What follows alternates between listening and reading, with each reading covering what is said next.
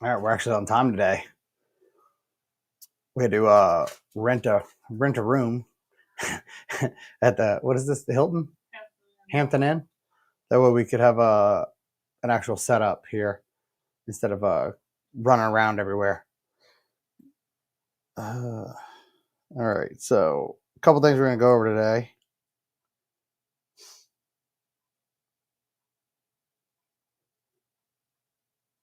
All right. Gonna get a few people in here, but basically we're gonna talk about a couple things. You know, a lot of turbo stuff, because we've been doing quite a bit of turbo stuff. We've been doing turbo stuff for a while, but I guess recently we've gotten more customers that are interested in pushing these turbo platforms and kind of showing what we can do with them. So as anybody that's following can see, yeah, we'll discuss the half mile car, what's done to it, how we achieved it, and what our plans are for that. But anyways, before we get started on all that, I wanted to say thank you to the guys and girls that have done the membership stuff. I know it's kind of weird because if you're on an iPhone, you can't join the membership from the app. So you have to use Safari and actually do that to join the membership.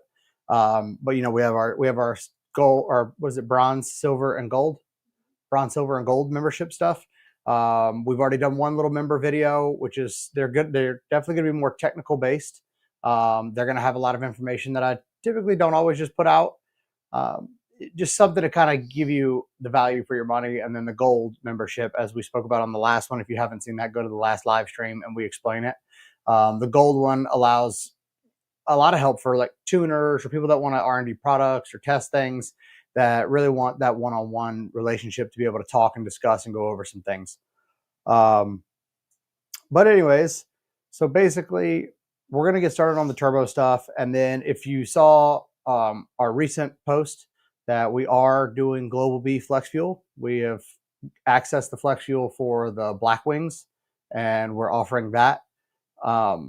No NDA, no BS with it. Just, you know, if you want it, let's get that Flex Fuel going. Tim King will be offering a harness for us. So if you need the conversion harness to plug it in and all that, you can contact them. And then the C8, we'll be doing some testing on it tonight. I'm pretty sure it'll work fine. We'll make a video on that as well. So it already has it. But oh yeah. Pick. All right. So okay. All right, so let's go. We got enough people in here. So basically, we were working with Jonathan Politz, and we went to the Abilene half mile with his car. It's I don't remember the year. I think it's a 16, 15 or 16. Either way, 15 or 16 C7. The turbo kit was done by Performance Supercar in Austin, Texas. When he contacted me about doing the build initially, as everybody does, somebody was like 68, 70s, and I was like, no, man, if anything, I would do 58s to 62s. That's where I thought would be the most useful. And come to find out that Matt White from Performance Supercar had suggested 62s as well. So they ended up going with VS Racing 62s. The kit, if you haven't seen, it's in our daily videos. I mean, perfect ground clearance. I was very impressed with the kit. We've been tuning the car for, I think, about a year now. Yeah, I think about a year. So the first time we ever took it out, it's a completely stock LT4. It's got a supercharged H2 cam because that's what was already in it. ARP head bolts, which I'm not a fan of, but they were there. So what they did was just took that stock setup and they put the twin turbos on it. They put a fuel system in it and a converter. But they had spec converter for the supercharger, so it's a little bit tight. Either way, we went to the first half mile, which was Abilene, and the surface was good. The DA wasn't great, but the track was pretty smooth. The issue we had, and something that I guess I really always underestimated outside of the drag racing world, the wheel hop. The wheel hop was so horrendous on this car that we weren't able to put power in until about fourth gear. The other downside we had was we had 7 PSI springs in the gates, so we ended up only being able to make 18 pounds of boost at that time. The car went 194 despite all of that, which I think is pretty crazy for a completely stock engine. I say completely stock just for the people that want to. It does have a cam, but it is stock unported heads and a stock bottom end. Either way, after that, we were like, man, I really want to see what kind of power this car makes. So they took it to the dyno afterwards, and they changed the springs out to 14-pound springs. That way we could turn the boost up a little bit more. I think the car made 1274 to the tire on the engine dyno on the chassis dyno. So we set up for Hondo half mile. I flew in. I got there the night before, or I guess the morning of, at about 5 a.m. We have a video on that as well. And our goal this time was just to hit 200. That's what Jonathan wanted. That was the goal. That's what we were going to do. We didn't want to get greedy, right? Because these cars will make that kind of power, and you can run eighth mile, quarter mile with, essentially 1300 wheel. If it's tuned right, you can do that on a stock LT4 for a long time. But there's a lot of things that people, I think, don't consider, and I'll lead into that with how this goes. So our first thing we knew we had to address was suspension. The wheel hop was so bad that he had even broke an axle and broke the transmission just testing the car on the street. The wheel hop was just uncontrollable, because I think of how the power was coming in, because the 62s with that turbo kit, I mean, it hits like a supercharger. It hits really fast and it hits really hard. So leading up to this, we addressed two situations. We wanted to make sure that we set the converter with Circle D converter, Circle D Specialties. We sent him the converter. Brady set up the spec, basically loose, kind of like I like it, because he knows that we're going to control the converter lockup externally. So none of that was a concern. And then we sent the trans to Circle D Transmission. And I, for the longest time, thought that they had built me the best 8-speed trans that they've built, because, as you saw in the videos, it held up to crazy abuse. I feel like they cheated me now, because the trans that they built for this car, I mean, it was unbelievable. And I'd say we probably made every bit of 1250 to 1300 wheel. Literally, whatever mile an hour I commanded that shift, it shifted by the following mile an hour. So if I said, hey, I want you to shift at 131, 132, it was already in the next gear, ready to go. Didn't matter how much power we put to it, how much boost we put to it. It was phenomenal. The trans temp was 145. I think we might have saw 155. Now, it was cooler out there. So that's one of the main things we needed to address. We need to make sure we had a transmission that was going to hold, and a converter that was going to flash up and get us into boost quickly. So the wheel hop. Jonathan had reached out to Kelly Aiken of Keltrack, and he'd asked me before, he's like, what do you think? I was like, man, I don't really do coilovers a lot, because I've had a lot of good luck with the factory suspension. But this is drag racing that I deal with a lot, and some of the roll racing. But I've never had a situation like his where the wheel hop was so bad. And in my mind, I'm like, I don't know if coilovers is really going to make that big of a difference. Boy, was I wrong. We should have spent a little more time adjusting the coilovers, but we were too busy kind of working with the car, just making sure everything was right. Again, trying to make sure that it lives, because this isn't eighth mile or quarter mile. This is half mile, and we're already 30 plus passes in from the last half mile on this stock motor, and we knew we were going to push it this time. So we did the Keltrack coilover suspension. We set it at all the base settings, and other than the dusty runway and we spinning to 130, wheel hop completely gone. Pretty crazy. To me, that's impressive, because wheel hop isn't always just the suspension. There's many of other factors that come into that. But that suspension handled it 100%. I was really impressed. So anyways, we get there, we set everything up, and first pass out the gate, I think we did 180. And then the second and third pass, somebody left the spark plug wire off, not me. So with the spark plug wire off, we did 170 and then 180 again. Put the plug wire back on and went 195. So we were like, okay, let's cool the car down and let's see what kind of, turn the boost up a little bit more. We know that we had up to 24 pounds on the dyno. So we shot for 22, because in my theory, I like to ramp up into it. I know a lot of people don't. They like to just go knock its head off first round out. That's how you blow things up. So we turned it up. We spun to about 134 miles an hour before we actually saw full throttle and traction, which whatever.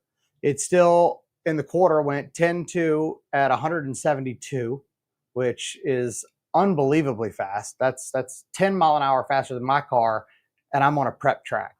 So he made me feel like a little bitch, which whatever, turbos.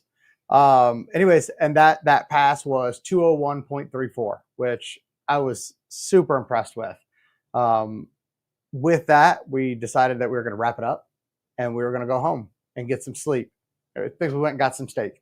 So we hit his goal first day and we decided we'd come back and hit it in the morning. We wake up and it's super cold outside. And I'm like, oh, this is going to be really good or really bad. I leaned towards really good. It wasn't really good.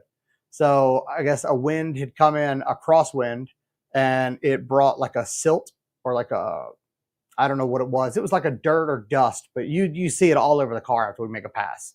But it was all over the track. So we were spinning so bad that we were having to get in and out the throttle, enough that he had to lift. The issue with that, and this is where I try to tell people, you know, it's one thing to make the power, right? But it's another to know when you're going to hurt something. The issue is once you're in there, right, and you have to come out and you have a turbo set up or something like that, or be a blower, you lose all that boost. And when you go back in, that boost hits, and it hits usually at a lower RPM because the trans had already shifted up. And essentially we were getting to a spot where the car still went 201 and we were having to pedal it so bad, we decided to go ahead and stop, because if we were to keep pushing it with the boost spiking in and out like that, chances are we're going to scatter the motor, and I don't want to scatter a stock motor doing 200 mile an hour with a customer. So anyways, I think the event was super successful. I was very happy with how everything turned out. Jonathan's always a pleasure to deal with. He always makes sure everything's ready. He came with plugs ready. I mean, everything. He was ready to go 100%, and he drove the shit out of that car. I'm telling you, I'll have to get the data logs and I'll make like a cool video of like how bad he was spinning and how bad he was living on traction control, and he kept it together. So our goal now is to go ahead and build the motor, and we're going to find a method of traction control other than the factory. So I don't know which route we're going to go yet or how we're going to handle that, but we're going to continue to push it. So I guess all I'm saying is, I know a lot of people get kind of up in arms when I say, you know, 13, 14, 1500 wheel is not, you know, deadly to an LT4. And it's not, but it's all in context of what you're doing with it. So I would say this is one of the most extreme examples. Running a half mile, you know, because a lot of people are like, oh, it's just a half mile, but you're not thinking it's 2/4 miles. It's 4/8 miles, literally balls to the wall out the back. So even if they don't cringe, I cringe the whole way down. It's almost as bad as going to the actual mile, which I try not to attend because I get queasy. Anyways, so we'll discuss that. A lot of people I know had a lot of questions about the Turbo LT4 stuff. So you know, that car is kind of like a proof of concept. It's a super simple setup. It's a simple turbo kit, a fuel system, port injection, and I mean, obviously whatever cam you want, but just it had a supercharged cam at the time. So something else I want to address before I get into that. If you're on Facebook or Instagram, make sure to move over to Tuned In with JWT on YouTube. That's the only place I'm going to answer the Q&A. We'll do Q&A after this next one. But anyways, so hopefully I gave that info. That was good. Everybody understand? Turbos are the way. If you're like, man, I don't know what the future is, it's turbos, man. Just go ahead and do it. And we'll line it out after. And if you want to discuss why turbos over blower, we can get into that argument as well. Just make sure you throw it in the comments.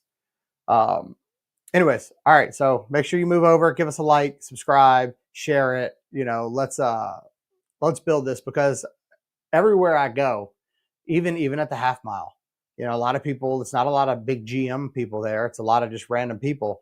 I ran into several people that have been part of this or have heard about it. And, you know, I've had a lot of tuners in the last probably 2 weeks really start reaching out, asking, hey man, you know, I've heard you would help. And I help them, and they're like, oh man, it's weird. It's only weird because everybody made it weird. Um, a lot of things that people don't realize is that a lot of us tuners, even though we kind of talk shit and play around, the ones that know do help each other. Um, I think the issue is that a lot of us never really made it so public to let other people know that this is okay. It's okay to ask, because if you had to come up learning how to be a tuner the way that I came up learning how to be a tuner, I don't suggest that on anybody. It's probably the hardest, roughest learning curve ever. Um, so, just keep spreading this. It's going to keep getting people to work together. And we're starting to put some things together that I can't really talk about yet, but I can tell you that it's going to change the game this year like it's never been. I mean, we're going to make advancements that I think haven't been made in the last 5-6 years. And we're doing that through networking and working with other people and tuners and calibrators and coders and whatever, to make sure that everybody that wants to do this and wants to advance is going to be able to advance. We're not gonna be locking people out because they don't smell good, or mostly because I can't smell you over the phone. But locking people out just because they're with a different group or something like that. If you want to be part of this and you want to be part of this movement, we're going to let you in. You know, um, I mean, if you're an idiot and everybody knows you're an idiot, we probably won't. But if you're an idiot that wants to learn and you show that you want to learn, that's your way in. The people that don't want to work together this year you're gonna see that, because you're gonna see it through their cars and their customers and everything, just not advancing, when all of the ones that are working together will be advancing. Which leads me to Global B Flex Fuel. This has been a hot topic for a long time. As everybody knows, it was locked. I don't want to say locked because it wasn't locked, but it was only unlocked by one supplier. And while I get the whole reason of doing an NDA and a buy-in and things like that is to capitalize on the market because they figured it out, I give them that. That's awesome. To not allow sale to other people just because they're not in your cool kids clique, or you just don't like them for whatever reason, and you limit the market to where people can't get flex fuel or something like that. It's such a simple modification. Unfortunately, that goes against what we stand for here. So in this networking and working together, I was able to secure the option to add flex fuel to Global B, and I will be offering it to people. I'll be finalizing testing on a C8 tonight, and once that's done, I'll have it. So Black Wings are already done, got it done. C8s will be next. I should have that done by tonight, and we'll be offering it to people because, again, we're not gatekeeping this year. We're going to get this information out there. We're going to get all this stuff accessible because we all want to improve. We all want to advance, and we all want to do it together. So let's see. They say, yeah. Who did you sweet talk to get into the Black Wing and do E? Well, it wasn't anybody, honestly. It was working with certain people behind the scenes that had access to code that could decode it and find it and send me a patch for it, basically. So it's nothing different than what's already being done. But at least we did it without having to have any of their access. We were able to just do it ourselves. That makes me feel a lot better about it. So that way we don't have to do no shady business, nothing like that. We're able to just,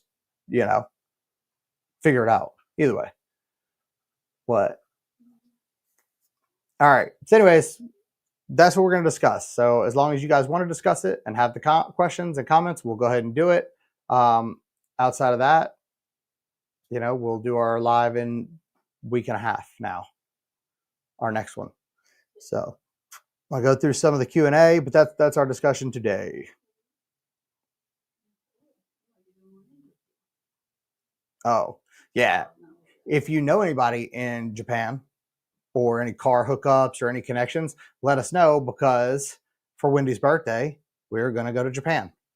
So not sure how that actually happened. We were just like, hey, you want to go to Japan? And she was like, sure. And she booked the flight. So we have no plans, which is kind of how we live our life. Yeah, so we're going to Japan. But next week, I think towards the end of the week is when we're going to start our journey up. probably by the end of next week, we should be starting our journey up. We're going to go through Oklahoma, all the way to Missouri, drop a car off, head all the way to Chicago. We'll be tuning along that route and all the way down. So if you're in that stretch, make sure you reach out. Make sure you say something. If you don't say something, I don't know. But we will be going all the way up to Chicago, tuning cars, and all the way back. You don't have to tell them who. Yeah. So we're going to tune a car for a very well-known celebrity. I can't say who it is yet, but we will post it in our daily videos. So stay tuned for that. That'll be really cool. I'm excited because I'm a big fan of the celebrity, and I'm not usually a fan of celebrities. All right, where are we at? Let's do some of these questions. But I agree with Global Media. Let's get some likes and shares and stuff. Let's start spreading this, because if you're on the wave, help others get on the wave. The faster the wave builds, the more information gets out, the more things you're going to have access to, because we're going to have access to it. So make sure that you're helping us, help us grow the channel, and we'll go from there. John with the donation. I want to see you drift against DK and man, you don't want me to school him. I'll school Donkey Kong real quick. I'll probably crash Mona, but turbos are the way, but I love the sound of a Donkey Dick Cam NA. That's true, but it doesn't beat a turbo whistle. It just doesn't. What's the cost of a track day with you, and how hard is it for you to schedule? It's not. Jonathan hit me up like a week before and was like, hey man, I'm doing the half mile. Can you come? And I was like, boy, flights are kind of expensive right now because it's the next time. So I sent him the total of the flight, and he had already booked the Airbnb. Boom. He paid for the flight. We went out there. He tipped me after. We were good. So I would say that whole trip, between flight and everything, including labor, working on the car and all, I think ended up right under $2,000. So that's usually about what it is. Yeah. For us to come out, help get everything set up, go to the track with you, spend a day or two. It usually runs about $1,500 to $2,000. If you have a bunch of cars, that always helps, because we just split it between the people. Typically, the one-on-one stuff, it makes it expensive because it's just one person. But we typically try to get about 5 cars together, which usually isn't very hard. And we'll just make the trip up, and usually we just drive there. So it just depends. It depends on the circumstance, depends on what you're trying to do. But as long as you tell me, hey, you're ready to go, and I tell you, here's the flight, and you book it, I fly Spirit. It's all right. It's not expensive. I actually like Spirit more than the other ones, which is funny because most people don't. But just hit me up. That's what we do. A lot of people don't realize that, but what? Yeah, except Frontier. If I have to fly Frontier, it's $10,000 for me to come. I will never fly Frontier again. You have one of the best tuning related podcasts. Been following since Go Hard of Monoxide. I appreciate that. Hopefully it's going to get bigger. And then we did start the member section where we're going to do more technical stuff. I think we already said something about that. But I'm really trying to think of those through. And I want to make sure that every one of them has a lot of really good information and different methods that we use for tuning, things like that. It's not a how to tune thing, right? But it's more of a, if you're tuning, these are the things that we do to advance what we're trying to do. And then I'll take advice from the people that are in the member section that comment, hey, I'd like a video on this. If you put in the comments, hey, I'd like a video on this, I'll make a video on it. 9.5 times out of 10, I'll make a video on it. Depends on what it is. But I'm here to do this for you guys. I'm also here because I really like doing it. I enjoy doing this because I really enjoy all the people that have been reaching out and asking for help, because I know that the community is getting better. It's getting less toxic, and that's a benefit to everybody, even if you don't realize it. Let's see. Let's see. Did you just call me a celebrity? You are a celebrity, boo.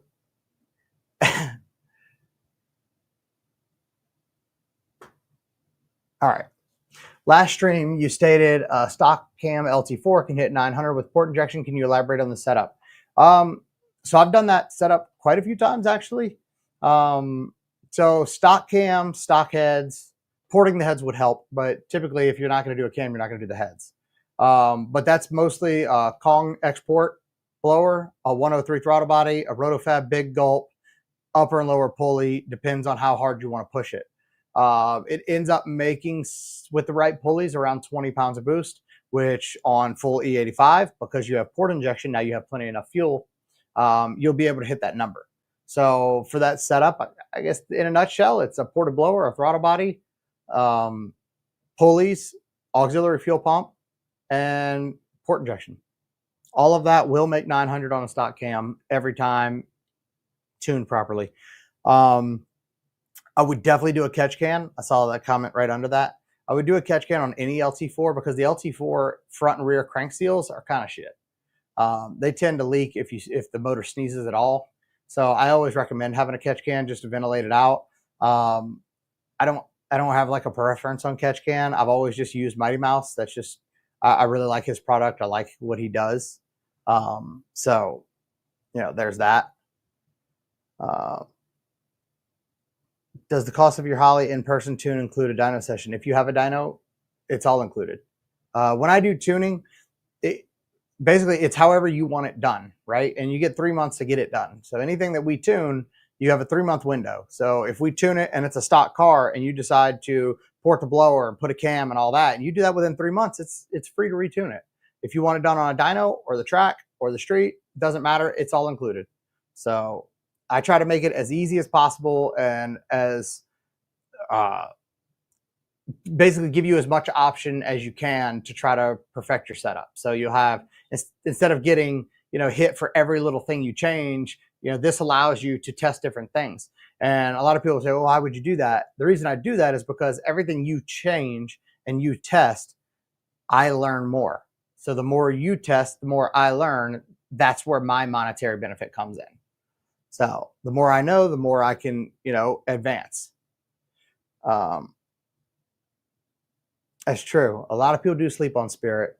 Spirit is consistent and it works. And they one-way fly from San Juan to Houston. No problem. One shot, no two planes. Los, yes, we are meeting up. I will message you after this. All right. Do you think you do a daily video on my car when you're tuning? Absolutely. He's got the Blue ZL1 at Matt's. Oh, you know, that's right. Wendy knows you. Sorry. Yeah, absolutely. Let's see. Best LT4 low side to run with port injection. I haven't run it yet, but I did speak with SMG Speed, and I had them set up to where they could do a single aux pump as well as a dual aux pump, and you could add the pump later. It can also be controlled by the port, so that's the one I would suggest. And if you go buy that one and you use code Justin White, that will give you a percentage off. I don't remember what the percentage is, but it gives you money off, and money off is always cool. So SMG Speed is where I would go for that auxiliary pump. Let's see. What about non-drag applications? Would you be interested in regular circuit tracks for tuning days? Yeah, I do that. I've actually got a guy that just booked a session for the 26th. He's usually on here as well. And he does a lot of road course and stuff. And that's what I was telling him is I like to adjust it per track because, you know, when you do road course and stuff like that, there's a lot of things that you'll get into that aren't the same as drag racing, right? So 100%. This also goes into I'll learn more as we do it. So yes, I will do circuit days, track days, whatever. The Hideout, yes, we are doing New York. We're going to go up the East Coast because we're going to go to Streetcar Bragging Rights. We're going to go to support a bunch of customers that are going to be there. Wayne, Tim, Matthew Pickhills, a bunch of customers will be out there. So we're going to go there to support that. And then we're going straight up to Rochester to go meet with that group of guys and go do some cool hood rat shit. So that will be the end of May. One bad Z06. Don't think I'm not going to hit you up for that. Wendy, note that down. He said tacos on him when we come through Kansas. Why are you talking to him like that? Oh, she wrote it down. I literally said the same thing. Tacos, noted. What's up, Brandon? We're going to get back on it after this. I promise. Brandon's been very patient with me working on his tune, and we're waiting to get it. Tim, stop it. I will call you after this. If you just learn how to text, get with the time, sir. Text helps too. Anyways, hit up Tim for your flex fuel harness And your 10 speeds. and your 10 speeds, 8 speeds, whatever speeds, how many speeds you want. Yeah. Ta-da-da. Will you be in Tennessee anytime soon? I don't have that planned yet. Maybe on our way to Red Lights. Probably not. Probably on the way back. Yeah, maybe on the way Yeah, probably on the way back. Just keep up with us and let me know. And yeah, probably we should be able to. Yeah, we're gonna go through Tulsa, aren't we? Yeah. Yeah, we'll definitely hit up and do some dinner in Tulsa. Bring his mom. Bring your mom for sure. Yeah. Anyways, all right. So what have we learned? Flex Fuel Global B, Turbo LT4 is the way to go. I'm gonna give everybody a little bit of time. If you have questions on any of the turbo stuff, turbo selection, things like that, we'll have a podcast coming out whenever Wendy edits it with Robert from Zona Rotor or from Force Performance. Well, you're just teaching me how to rotate all that. Yeah, Wendy's working on the podcast. She's editing it and getting everything done. We have a lot that still haven't come out, so we're working on it. But as you guys see from the daily videos, we live on the road last minute. And we just moved our house there in Puerto Rico, and we're moving our camper that we stay in Houston to another location too. So we have 2 spots because we always in both spots, I guess is the best way to say that. Yeah, and we also went and did some. We took the Blackwing to the track, the one in Puerto Rico. Without the TCM being unlocked, we had a lot of limited throttle issues. So we worked with Tim King because it's late 23 and 24 Blackwings. The TCM is not able to be unlocked, but luckily Tim has a way to unlock them. So we secured a TCM from him. I've got to go code it to the car, send it off, have it unlocked, the whole deal. But even with it locked, the car's still trapping 138 on pump gas, which is pretty insane. And now that car is flex fuel. So when we get back, I'm going to somehow convince Carlos into putting port injection on it so we can kind of turn it up and see if we can make 1,000 on an unlocked TCM and actually go out there and run a good number with it. Huh?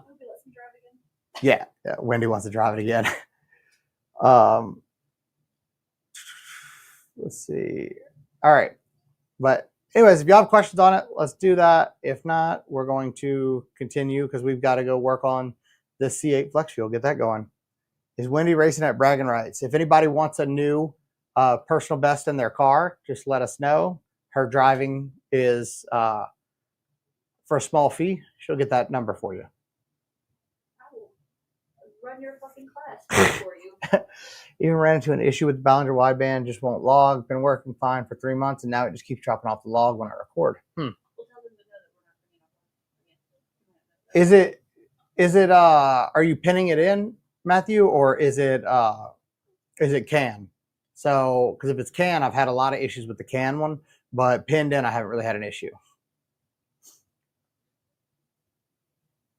Good thing Wendy is easier on computers than she is y'all's cars.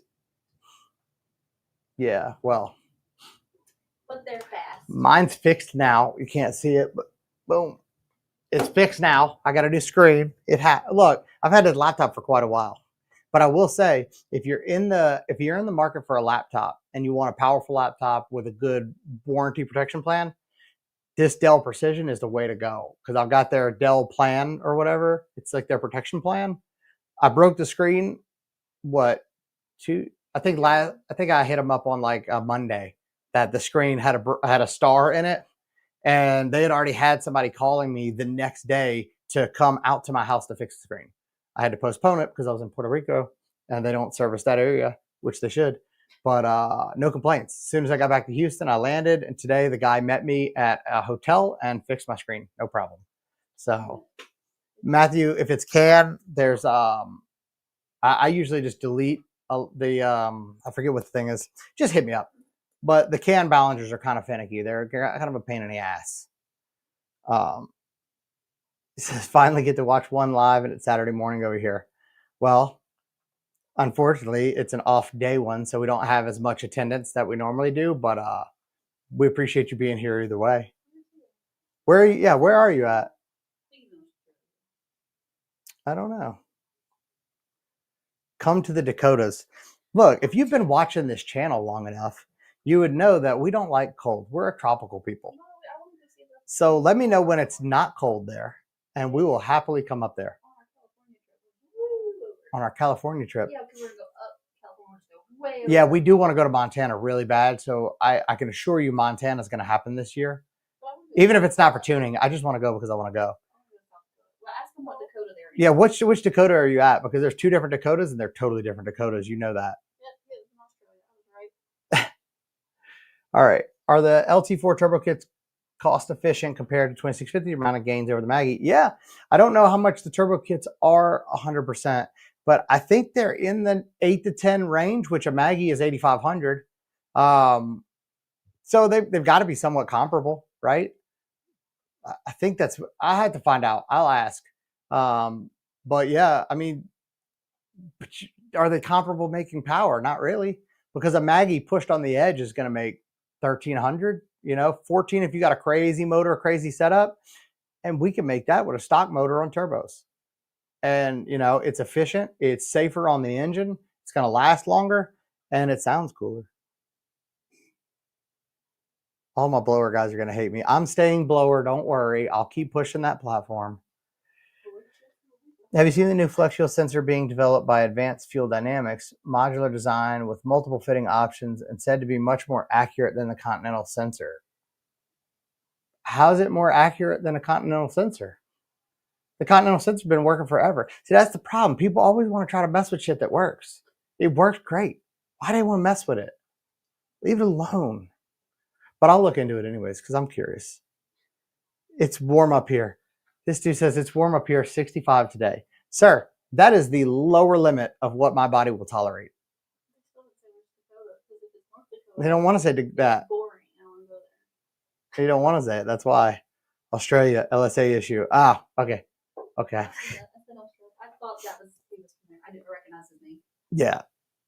All right. Do you see any belt slip? You know what doesn't have belt slip? Turbos. Just saying. Do you see any belt slip on setup like mine? 2395 stock blower. I already have the idler relocation, but just curious. So a lot of things I've seen is sometimes I've actually seen the idler relocation cause issues with the belt slip. And from what I've read and spoken to other people about it, is putting that extreme angle on the belt creates a lot of heat and stress on the belt, which causes it to slip. I don't know the science behind it, but that's what I was told. I've pulled them off and went back to the stock idler setup, but went to an LT5 tensioner. Oh, excuse me. And that fixed it. So LT5 tensioner is for sure the way. But we usually do 10 rib if we get too crazy. But we definitely spend more than a 2395. Also, you have to remember that it depends on the camshaft and things like that. Because if the camshaft is kind of backing up and putting a lot of manifold pressure and a lot of heat, that's going to cause the blower to struggle, and it's going to be easier to slip the belt. The stage 1 cam we've been using does really well. We run it with a 2.3 so, and we don't have belt slip much. We have a little bit, but not a lot, and it maintains pretty well. So it's really combo specific. And make sure that your belt is as tight as it can be, right? So if you're looking at the tensioner and you have the notches on the tensioner and they're like this far apart, can you see that? Yeah. If they're like way apart from each other, instead of being like really tight, like you're maxing that tensioner out and just slipping the belt on, then you'll get belt slip that way. So if you're holding that tensioner all the way and you can just get the belt on, that's the right belt. If that belt just flops on there, chances are it's not right. Pretty excited to see how the SMG aux pumps will be on my car with the reflex, and I finally sold my Atlas. Uh-oh. We're not getting into that one. Took you a little while, though. So I'm excited to see how the SMG aux pump works, too, because, I mean, I've already kind of done it on my own car, but kind of a ghetto way, right? Because, like, aux pump that I had and mix some stuff up. So it's nice that you can actually go to a company and buy it directly and not have to do all that, and then just pin it straight to the reflex, and we can do it that way. Another thing that was kind of crazy that I just realized about a year or so ago is when you have the aux pump come on and it just hits really hard. I think what's happening is you're blowing the bypass in the factory fuel hat open. So now you're fueling the engine and the bypass hole that's bleeding the fuel off. So you're not getting everything that aux pump could put out. So once I swapped the control to the reflex and actually turned the pump down and brought the pump in just as I needed it using the pressure sensor at the rail, basically what it did, where I was running the pump 100% and started tapering fuel off, I only run about 65% duty on the pump and I still have solid pressure the whole time. So there's obviously something bleeding off when it's just hitting like that. So this is giving us a lot more fuel by controlling it this way. So that's something a lot of people don't think about, but you know, I didn't even think about it. My tensioner is about 3/4 tight. We'll 3/4 tight. We'll give it a go and see what happens. Laugh out loud. Put the LT5 tensioner on it. It's a big difference. When you go to stretch that bar down and pull that tensioner down, you'll know. It's that LT5 tensioner is a gangster. Super fresh. Stop lying to yourself. We need some fast pro charge cars. Everybody's either stock blower, 2650 or turbo. You know why? Do I have to say it? Do I have to say why? Or do you just know? Because a lot of us don't want to sit on the side of the freaking interstate changing the belt on our pro charger. That's why. I'm not saying pro chargers can't be great, but most of them have a lot of belt issues or intercooler restriction issues or something like that. 2650s bolt on easy, good to go. The stock blower works great. Turbos work way better. So it's like all the coolness of the blower, if you spec your turbos right, it's all the coolness of the blower with a cool whistle and top end power for days and a safer setup, you know?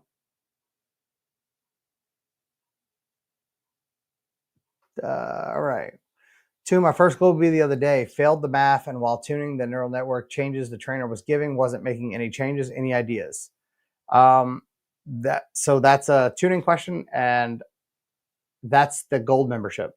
So if you are part of that, we can kind of work through that, and I can kind of help you there.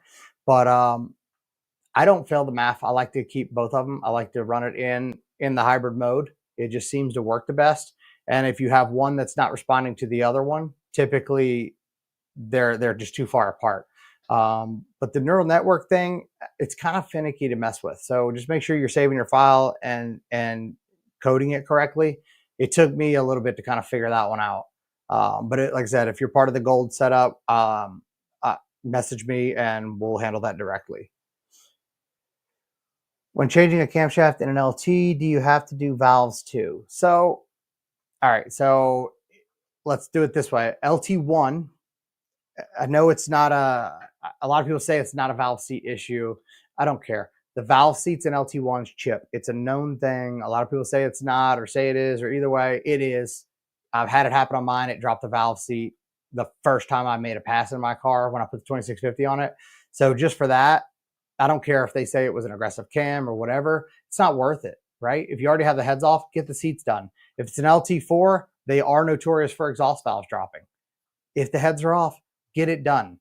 It's not that much more money to make sure, because I can assure you that after I did my rods and pistons, put my motor together, put my 2650 on, dropped the valve seat and had to change the piston, I wasn't having a good day. So it's not worth it. I would definitely do the head stuff. You can do it without, and yes, we have several cars, and even the turbo car has completely stock heads. But as we spoke after the event, we're going to go ahead and get their LT4. So we're going to go ahead and put some Inconel exhaust valves in it, especially since it's turbo and it's going to have some pretty high heat there. And then the titanium valves, they tend to lose the coating over time. So keep that in mind. That's something you definitely want to check, because as soon as that titanium valve gets a little leak past it, they torch right through. And that's a whole nother slew of issues that you're going to have to deal with. That's true. Better late than never. That's what I tell people, but they still don't like it. Corey, it's not really much to spec. You just let me know when you're ready and I'll hook you up with the right people. All right. Anyways, if you're on Facebook or Instagram, move over to Tuned In with JWT on YouTube. We still have about 15 minutes in this room. So if you guys have questions or anything like that pertaining to turbo stuff or pertaining to really anything, Global V Flex, what's coming up, our trips that we're doing, make sure to ask them. We'll give it another few minutes and make sure. Outside of that, we're gonna go mess with the C8. and move. I'm so tired of moving. I don't mind it so much. That's because you're so busy. So busy with everything else. Right. Yeah. So it's mostly me. Huh? So it's mostly me. Yeah. You just gotta do the heavy stuff. Yeah. Still, it's just the process. All right. We'll wrap it up. What? So no Dakotas? I didn't say it. You didn't say which Dakota. I said we would go. I just need to know which Dakota to go to. And if you say north, that's probably why you're not answering. Will we see videos of you working on the C8? Yes. We will do probably another little daily update of the Flex and all that working. So that's definitely coming. Yo, Justin is running E85 blend in my ZL1, say E40, E50, bad for my engine. No, not at all. It's good. Contrary, it's great for your engine as long as you maintain your car. E85 is life for LTs. Big gains. And we run E85 in everything, even our Escalade. Can you give Thick the hit, please? I could give Thick the hit and 2 Mississippis and still gap his ass. I don't care what he says. I would not do it, but, I could. Would. Huh? I would. I would. Not him, because if I lose to him, I'll never hear the end of it. South Dakota. All right, South Dakota, you got our interest, because Wendy wants to go see the mountain thing. Mount Rushmore. So, hit us up. We'll figure it out. It's one of the few things I haven't seen yet. It's on my list of things to see. The list of things. You know where else we want to go? Germany. You guys have contacts in Germany? That's my next place I want to go. We're going to do Japan, but I want to go to Germany too at some point. What about those guys in the PRI? Weren't they German? Yeah. We got to hit them. Hit them up. All right. Is racing ethanol worth the extra cost? Depends on what you're doing. I've always run my car on pump E85, which is totally fine. The issue is you got to remember what the other 15% is 87 octane pretty much. So if you're trying to do like that half mile that we did with that car, we're probably not going to want to do that on pump E85, which we did. We didn't. I don't want to. If you know that you're going to be pushing the car pretty hard, a drum fuel is very cheap security, just to make sure that you don't have a junk base fuel in there. So running around daily to day is totally fine, but it's definitely worth the little bit of money when you're trying to push a platform pretty hard. That's right. Super Fresh knows it. You offer us tacos, we're coming. They better be good tacos too. I want no bullshit. Remember, we live right by Mexico. We know. Do you have a good way to clean injectors that sit outside the engine? I'll be honest with you. I don't clean injectors. I don't like it. I'm not a fan of it. I don't do it. If I have injectors that haven't been used or something like that, or I have any questions, I throw them away. It's just not worth it to me. 2 things that I never, ever skimp on is fuel and tuning. That's 2 things that I won't skimp on, because that's 2 things that can end your program really quick. So I think injectors are just, unfortunately, way too cheap to risk for me. So I don't have a suggestion on who to send it to for cleaning, because I honestly don't do it. Well, you're probably going to get here right after I leave too, Robert. You always do that. You always show up when I'm not here. Rushmore is just like the pictures. I hope so, man, because every time we travel somewhere, even when we went to like Greece and Rome and all that, none of that shit was as cool as the pictures were. I don't think so. I had the best. The Coliseum was pretty cool. Because you made fun of me for looking at Big Ben, just like that. No, where I made fun of you is this creepy ass in the what was it? Catacombs. In the catacombs. Oh, making little hearts with the skulls behind her. It was heart-shaped skulls. It was real dead people behind us, and she's like, eh. That's how I knew it was good. I had to keep her. I was like, she even plays with dead people. And it doesn't matter, because I want to tell the kids that that's the Backstreet Boys. Will we see you with any LTR builds or the L8T? I have several cars with LTRs and L8Ts. I'm not against built motors, guys. In my experience, I've had significantly more luck with a stock motor than I have with built motors, which that's an engine builder thing, not a us thing. Seems like in all the years that people have been building motors, they still have a lot of shops that can't get that right. So, but I'm not against those. I love a built motor better. It's a lot easier to tune with, but I'm not scared of a challenge either. Obviously, I'm just in the process of rebuilding my engine. I mean, cleaning the injectors myself in between rebuilds. And look, if that's what you want to do, I'm not against it. I just personally don't do it. I'm too scared to do it. It's just not worth me being down, honestly. Plus, you got to remember, we get in our cars and we'll drive them 1,000+ miles, go race them, and drive it back. So I can't chance that kind of stuff happening. Wendy already breaks enough stuff.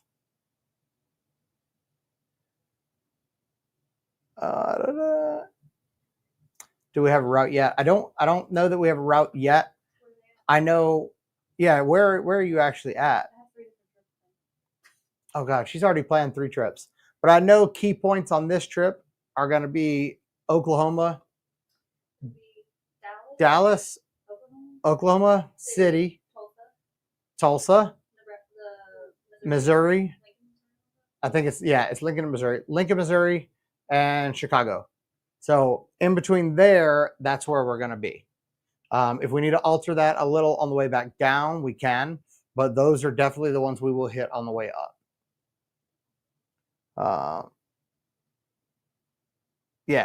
There's plenty of people that do clean injectors. Spray pattern is something that a lot of them don't look at. That's something that's very important. And then make sure that they're dynoing them on the proper fluid, because a lot of people, I've seen a lot of injectors that went to get cleaned, and basically once they were cleaned, they put back in the car and they locked open. And a locked open injector is really bad because raw fuel does not compress. So keep that in mind. That's another big issue. I just don't know that there's injectors that are expensive enough for me to risk that.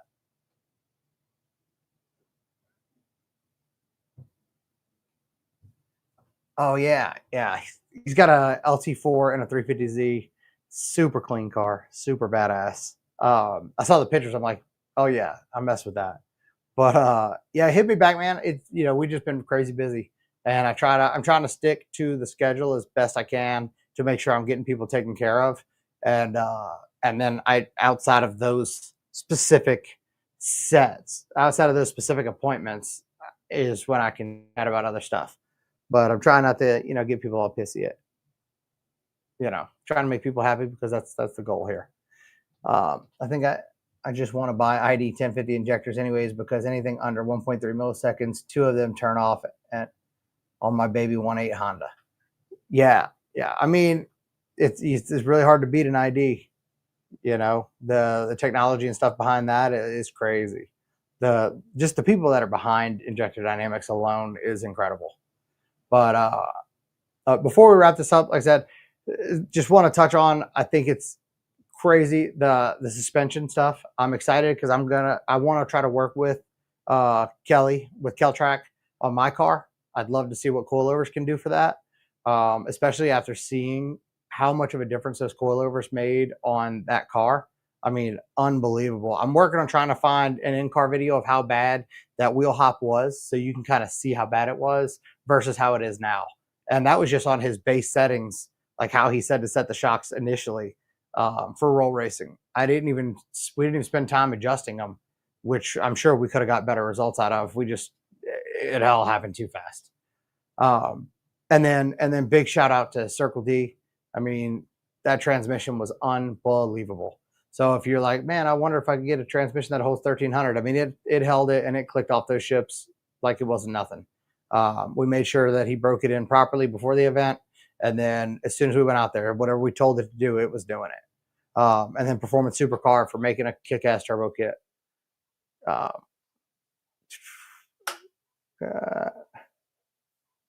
Might be a dumb question, but what's the fastest way to cool your engine? I got a 4-hour drive and want to go to Mexico that night. Ice tank, yellow.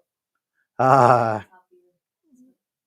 I mean, icing it down. He's got a centrifugal blower, so I used to just cool the blower itself, and then I would cool the intake as best I could and just let it rip. But I also had methanol injection from alky control, which kind of helped keep my temps in check anyway, so it didn't matter. Now you can hit me after live, Corey. No big deal. I got a few calls to make, so bear with me. But yes, I can get with you.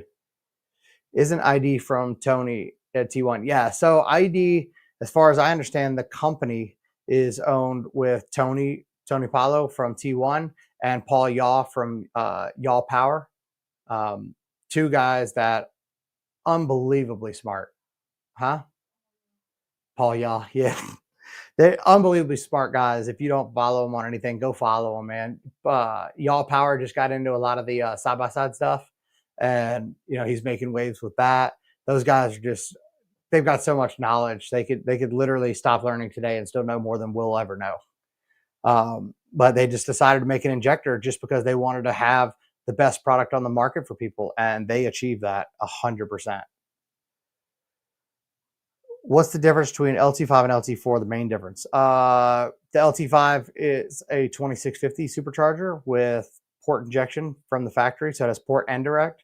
The LT4, as far as engine wise, they say the crank is different, but I've had apart both of them and the cranks look identical, so I can't really tell. I know the pistons and all are the same, the rods are the same. The camshaft is the same cam, I believe, but without the DOD, because the LT5 doesn't have DOD, the LT4 does. Outside of that, there's not much different. My vet has Caltrax. How do you like them? How do you like them for the dig racing? I mean, I know your car hooks, but how do you like the overall? And do you think it was an improvement over the suspension that we have? Because I mean, what I had told Kelly, I mean, we'll cut 1.1s, 1.2s pretty easily with the shocks with the factory mag ride. But what he said was, yeah, anybody can do that on a prep surface. And that really gets me, because obviously I like to drive my car everywhere on every surface.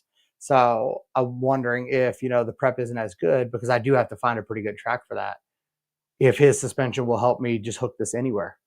And I'm sure it's going to be light years better, but I like to test everything myself. Best cam for LT4 was 1.7 ported or not? You tested and confirmed BTR to have best power curve. Yes. The BTR stage 1, I've had the most success with.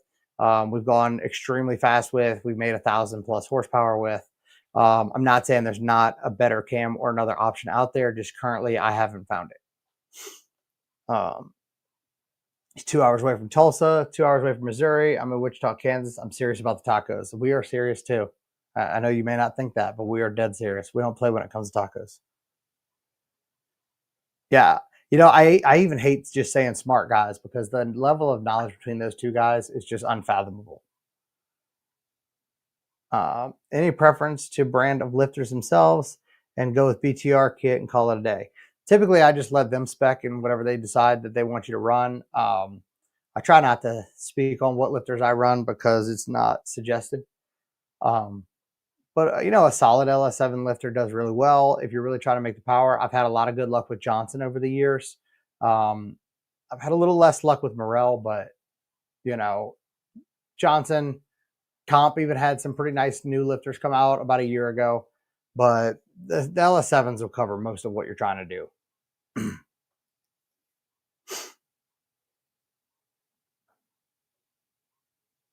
Who was the guy that you said was making big power with Gen 2 LT1s? I don't know what a Gen 2 LT1 is. Am I missing something? Are you talking about Grubworm? Like the old school LT1? If so, that's Grubworm, and that dude's a gangster, because it's a stick shift too. You remember that car, huh? Yeah. What is a good cooler mod for a bolt-on 6th gen in PR? Honestly, out there, we just go ahead and go to the ice tank, because it's a little hot and humid out there. The fender tank's really good. Methanol definitely helps a lot. We definitely run methanol on all the cars out there. But a good ice tank. Extreme CFM makes a really nice one for the trunk area. That's been my favorite for the 6th gen. It's expensive, but it's worth it. What kit would you recommend for a LS3 to go 408? I don't know what you mean by that. What kit? For a kit of what? What's the difference between the Magnuson 2650 and the Edelbrock 2650? Which one do you prefer and why? So I like the Edelbrock for the fact that you can drill it and put injectors in it directly and put rails on it. But back-to-back testing from what I've seen, a ported Edelbrock 2650 makes about the same power as a non-ported 2650. So I would have to assume that a ported 2650 makes more overall than the Edelbrock. So there's benefits to both. Depends on how you're trying to do. I've been really fast with both of them, so I haven't had an issue. Was that Tim King's Blackwing? You got flex sorted. You got a solution now. No, Tim's, we do have it on his as well, but the one that I had posted is a customer in Puerto Rico that's allowing us to utilize his car to figure it out. Do you think BTR Stage 1 cam provides better results than their Stage 3? I don't think. I know. I've already tested it. Again, these results depend on, keep in mind that just because we're seeing this result, there is a downside. There's always downside, right? So the Stage 1 makes better power overall. It makes a really fat torque curve. It makes a lot of good low-end power. But with that comes a very, very tight tuning window. So if you get the Stage 1 cam and your tuning's close but not super great, you're probably going to blow the heads off of it. So go with the Stage 3 if you don't have your tuning dialed in right. Because that will relieve some cylinder pressure and therefore move that curve up a little bit and make it a little easier on the tuning. But if we're tuning it, don't do that. We got you. This is our tacos don't compare what you're used to. We'll be the judge of that. Let's see. Thank you too, Trevor. Hope everything's good with you. I don't really know like a specific kit. I usually deal with my engine builder and I let them select all that. I just hand them a block and tell them, hey, I'm going to abuse the shit out of this. I need it to live. And I leave and I don't say anything else and I let them handle it. How big of a shot on an LSA is crossing the line? Stock LSA, I've sprayed up to a 400 on. I'd say a 200 is pretty easy on them. So really, again, depends on tuning, but you know, blowers like nitrous. Do you like MAF plus VVE or MAF only on Gen 5? I like both. I like to run the MAF primarily, but even if you set a big misconception, if you set the virtual or the dynamic airflow to a low number, so it's primarily MAF only, it's never only MAF. It doesn't work like that. It doesn't turn the VVE off. There's still all the calculations in the background are happening, but the MAF is significantly faster. But anything throttle transitions or cold starts or any of that, all of that, any cracking of the throttle, it goes and looks up the virtual VE first.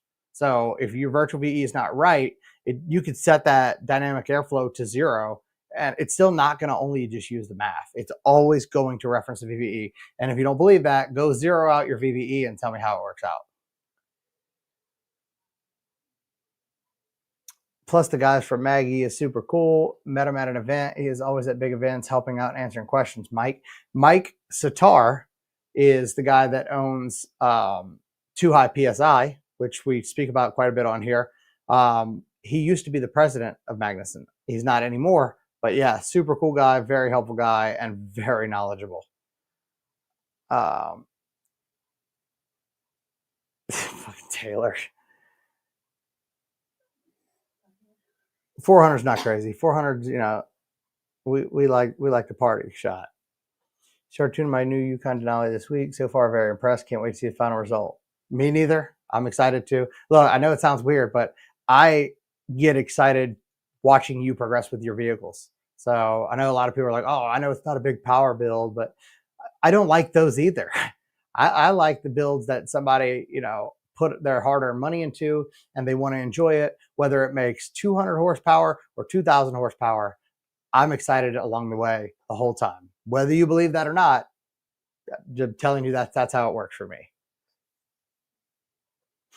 Your thoughts on ONN GPI drop-in pistons, get rid of the LT1 Z51 guts or waste of time, just take it to the machine shop. That's what I have in my car. I have the GPI drop-ins in my car, and they've been doing really well. I did change the rod to an Ultra H, but GPI sells the Compstar Extreme, which I think is comparable. So I would do the GPI drop-ins and Compstar Extremes, or GPI drop-ins and like a boost line rod if you want to get crazy. But I do go take it to get balanced. I know they say that you can drop them in, and I'm sure you can. I'm just not that brave.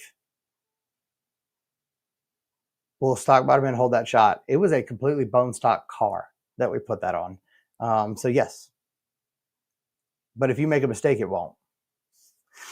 Going to get you to come to Alabama so we get. I'm always in Alabama. You just never had your car ready.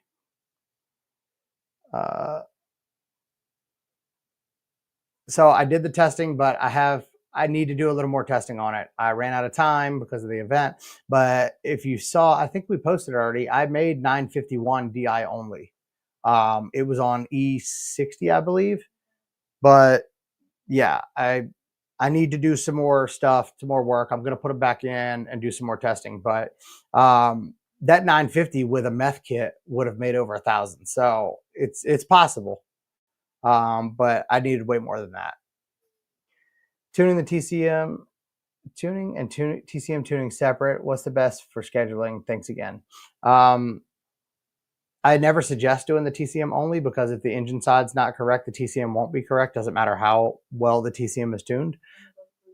But yeah, tuning covers both of them typically. Will the there's both options are on the scheduler.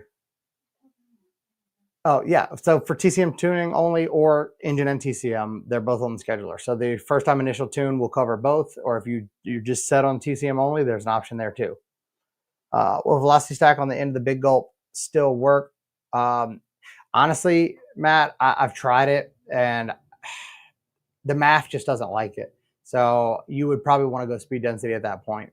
I'm probably going to end up doing that. Just have I got a 120 throttle body now that we're going to be testing. And I think I'm just going to leave my hood off and have a velocity stack right out the front and just do speed density, because it's time to do gangster things. All right, we're going to have to wrap it up soon. Let me go through these last few. Okay, question: 15 Silverado 6L80 stock motor, but I want more aggressive tune for the trans. What can I do? We can tune that for you. There's a lot more than just shift times and things like that we can do in that tune to make that thing drive significantly better. Simple mods, no mods, there's big gains.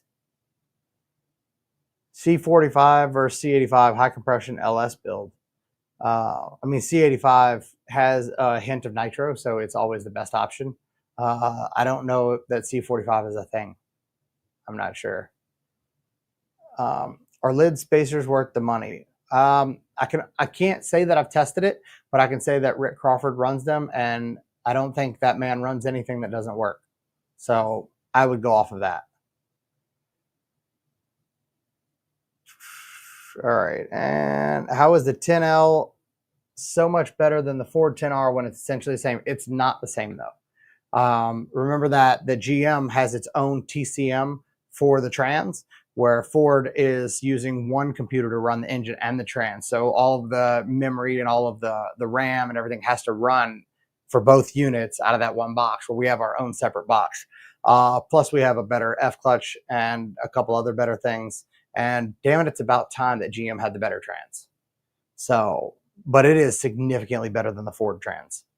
I'm sure that at some point they're going to be swapping that trans into the Mustangs. All right, good. All right, we're going to wrap this up. One more. How do you feel about a 408 stroker with a Kong ported LSA with a GPI? I feel it's fine. Works great. Just turn the boost up so you can fill up that big motor. All right, we got to wrap it up because we're going to get kicked out of this room. Thank you for tuning in. We'll be back not next Wednesday, but the following Wednesday, and I'll have a whole list of things to talk about. But like I said, work with us, start sharing this, help us share this and spread this. There's a lot of big things coming. Watch the daily videos. We always throw little sneak peeks there. Get in the member section. If you're a member, sign up for our membership. If you are a member, comment on the videos what you like to see, and I will make videos on it. I'm here to try to help everybody. And like I said, big things are coming this year. So I appreciate you guys' time, and see you in a week and a half.